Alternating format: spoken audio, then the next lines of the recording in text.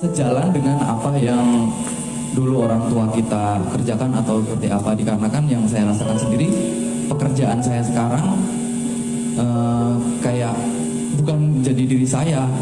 Lalu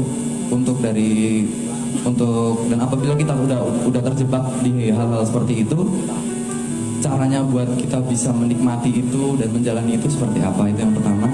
Lalu untuk yang kedua, sekarang umur saya 24 tahun dan sudah dipaksakan untuk menikah.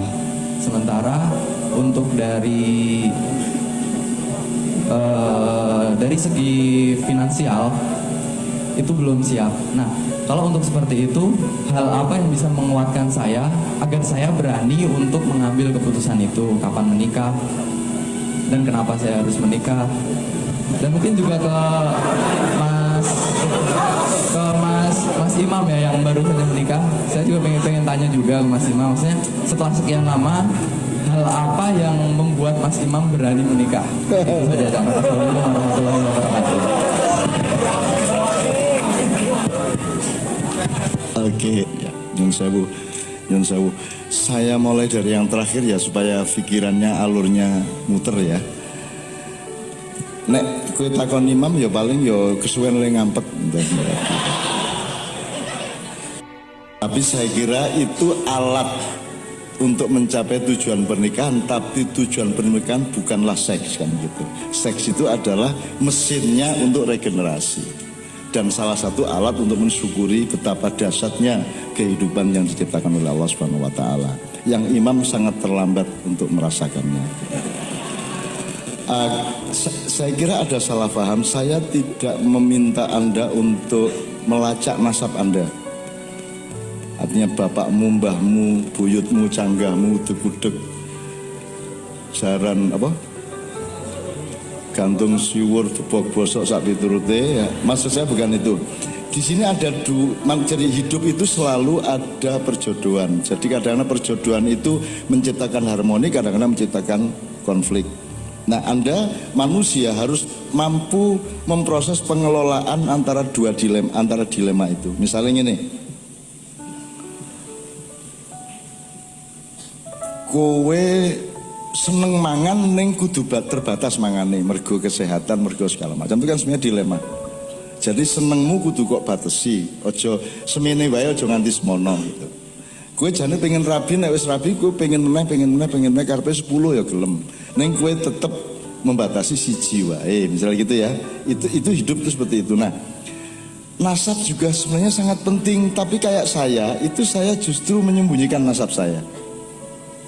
Karena dilemanya begini, saya ingin memberi contoh kepada anak-anak saya, pada cucu-cucu saya, jangan mengandalkan nasabmu, jangan mengandalkan bapakmu dan mbahmu.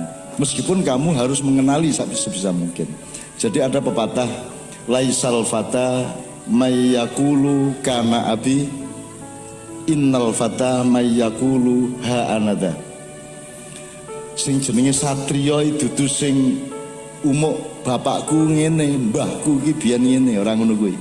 Sing jenenge satriya itu sing ini dadaku, ki lho aku.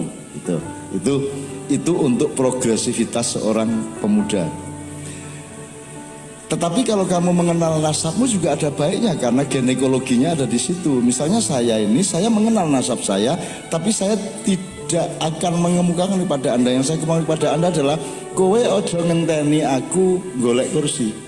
Sebab suka mbah-mbahku biyen kita menghindari kursi, menghindari kekuasaan, menghindari kekayaan, menghindari macam-macam. Jadi aku iki zaman mbah-mbahku biyen uripe kuwi ming ngemong wong akeh, ngancani wong akeh, nyediake panggonan, terus masang kiai ning kono, daerah dadi kiai. Ngerti ora? Jombang itu dulu di daerah Tebuireng sampai Tunggorono itu tempat bandit-bandit. Terus kita taklukkan bandit itu, terus kita siapkan tanahnya untuk bikin pesantren. Kita sendiri tidak menjadi kiai. Ya, itu satu jenis fungsi dalam kehidupan. Nah, ada orang Nyun Sewu yang terlalu mengandalkan nasab, dan masyarakat juga tertipu oleh nasab. Dalam artinya nih, ono wong sing lahir procot wis Gus. Urung buktekke apa-apa wis langsung gus, akhirnya wis gampang wis pokoke nang ndi duwe kursi wis duwe pesawat. Nek kaya aku ndelikke moh aku nek arep berfungsi ya mergo aku berfungsi, ora mergo mburiku ana Bung Karno gambare, ana gambare Mbah Hasyim, ana gambare Gus Dur, ora. Saya tidak akan memamerkan siapa saya. Yang saya tunjukkan kepada Anda adalah kasih sayang dan perilaku saya kepada Anda, manfaat saya kepada Anda. Sayanya tidak penting, mbahku tidak penting. Jadi saya tadi tidak menyuruh Anda untuk mencari nasab. Anda tidak tahu mbah Anda, kalau tahu alhamdulillah, kalau tidak tahu tidak apa-apa. Yang penting Anda tahu diri Anda. Nah sekarang ini orang harus giling meneh awakmu, sebab kita ini sekarang kalau cari kerja tujuannya untuk dapat uang, kan begitu. Akhirnya cocok orang cocok, sing penting kowe untuk duit kan ngono. Kuwi padha wae karo ben entuk duit dadi macan terus mangan wedhus. Ben entuk duit kowe dadi wedhus njur mangan suket. Padahal kowe iki cocoke mangan wedhus apa mangan suket. Nah, kamu harus menemukan dirimu siapa. Yang kamu suka itu apa, yang kamu bisa itu apa. Itu kerjakan sampai kamu ahli betul dalam pekerjaanmu itu, sehingga kamu akan dicari orang pada suatu hari. Jadi saran saya kepada generasi muda adalah 10 tahun lagi tak kandani Indonesia akan menjadi bagian dari pusat perekonomian dunia. Amerika akan turun menjadi kelas 2, Eropa turun kelas 2, Amerika Latin kelas 3, Afrika kelas 3, tapi Asia Pasifik akan menjadi negara ekonomi utama di dunia.